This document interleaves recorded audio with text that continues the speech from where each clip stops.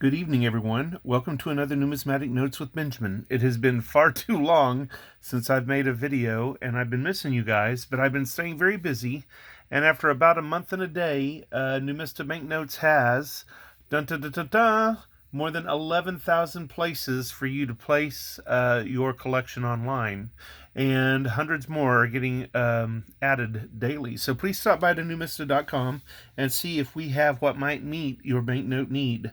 Let's get back to the task at hand, which is a discussion of the focus of this episode of Numismatic Notes with Benjamin. We're visiting Iraq today, and I'm showing you a 10 dinar banknote, which isn't dated, but was used in 1973. This particular note was demonetized the 15th of January in 2004, and you can find the same designs recirculated on different denomination and a much smaller banknote. This is a massive banknote at 178 by 92 millimeters.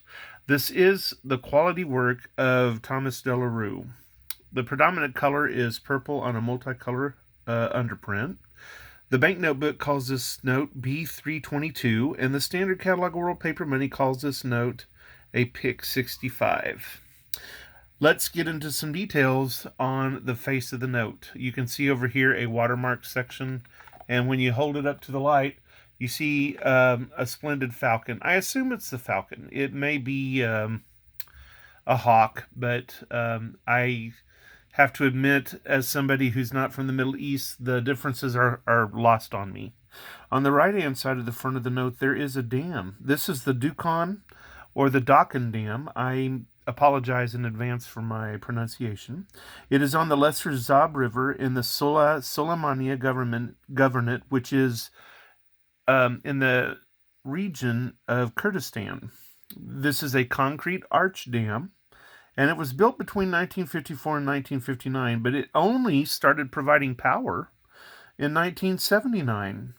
The dam has resulted in the creation of Lake Dukhan, and its main function today is water storage, irrigation, and the production of hydroelectricity. The back is what I think is absolutely fascinating, though. Let's take a second to look at it. Oh yes, so much imagery in such a small space. We have the winged bull statue from the Palace of Khorsabad, found in Dur-Sharrukim, the fortress of Sargon, and what has been identified as an Assyrian priest right here. But some research has gone to show that the winged bull has the head of a man and eagle's wings and a bull's body. It is called a lamassu. Khorsabad was the Assyrian capital back in the days of Sargon II, and according to Wikipedia, this site is presently inaccessible unless one wants to risk the delights of ISIS or terrorists or people who look at you and think you should not be allowed to live. So it's probably better to enjoy the fruits of this region through the banknotes. The lamassu shown on this notes has a triple set of horns. That's what these things are around the hat.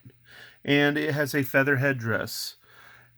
The man has the ears of a bull. It's a little bit harder to see, but those are bull's ears. And I have to admit that whenever I first realized that that's what that was, I had to realize how similar this was to Egyptian depictions of the goddess Hathor, who had a face of a woman that had the ears of a cow. And you can see that there's 5 legs. So from the front, it looked like it was standing in place, but from the side, it looked like it was moving along. Kind of a neat trick, but it's like, where's that 5th leg? The priest, though, is not really a priest. He's actually a winged genie carrying some sort of bucket and a cone. I certainly hope he's not trying to milk that bull. He might have a bit of more of a problem, and no bucket or cone is going to help him with that.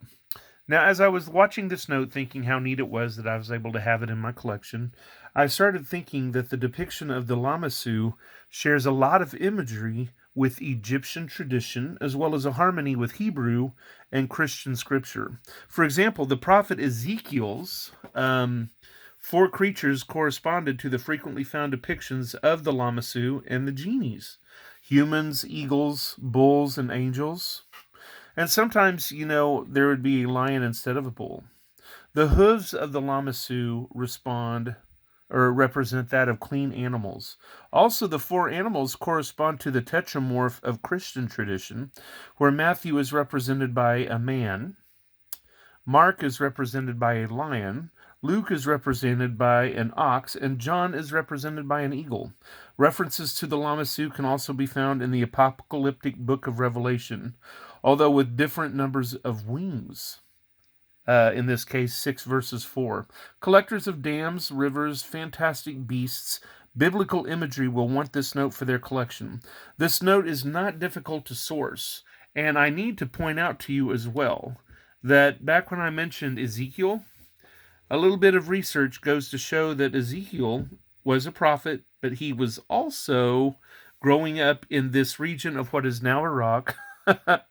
And so it seems like this imagery that you would see with the Assyrians